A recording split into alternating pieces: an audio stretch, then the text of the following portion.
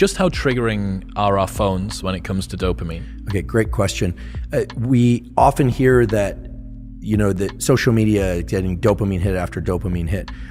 When we first get on social media for the first time or after a long period of time, the amount of dopamine that's released, we think, is quite substantial. It's novel. Remember, dopamine is about novelty, surprise, and the sense that we are on some exciting track. That's what dopamine is really about. It puts us into states of readiness, anticipation, looking, seeking, etc., almost always for things outside the confines of our skin.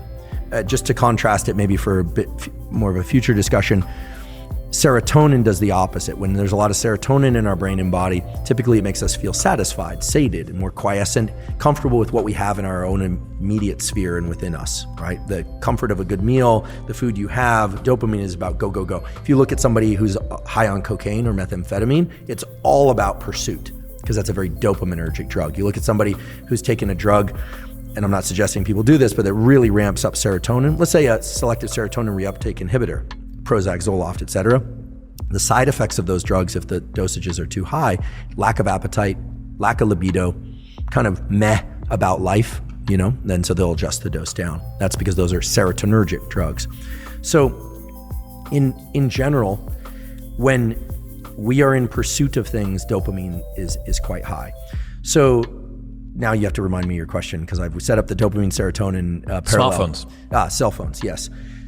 Forgive me. So the thing about cell phones is when you first get on there and you haven't, let's say no Wi-Fi on the flight or something, and you land, it can actually be quite stimulating. You get a lot of dopamine. Oh, there's this. Oh, there's that. But very quickly, when you're scrolling on social media, you're no longer getting the novelty, but you're continuing to do it. And you almost don't know why you're doing it. At that point, it shifts over to something that's a bit more like an obsessive compulsive behavior, where we can define an obsessive compulsive behavior where the obsession leads to a compulsion. So the obsession is a thought, the compulsion is a behavior, but the acting out of the compulsion merely serves to increase the obsession, right? This is very different than being obsessed with food or obsessed with cleanliness. There's no payoff. Right, exactly. There's no anxiety relief by carrying out the compulsion. With OCD behaviors, like scrolling social media, the dopamine quickly wanes, and then you find that you're just and we've all been there, you're scrolling, you're like, why am I doing this? This isn't that interesting. This isn't that interesting.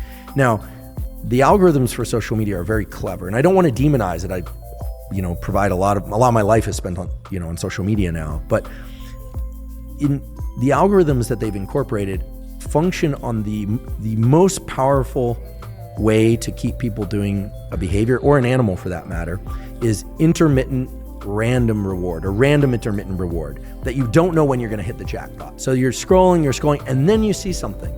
Typically, it's very high, what, in nerd speak, we'd say signal to noise. So if you're reading some interesting things, this came out in the news, and then it's all of a sudden a riot, or a person that is base jumping off a building, or for people that are scrolling looking at bodies or something like that, live bodies. Hopefully people aren't looking at dead bodies. But look, if something's very tragic, then that has this gravitational pull. And then what happens is you start getting the system working for that next dopamine hit that you don't know when it's going to come. It's just like gambling.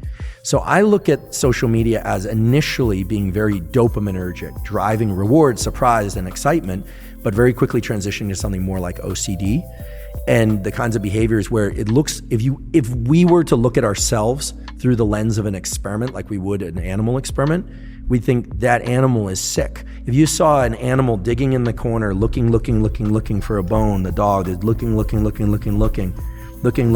you'd think that's really sad. That's us.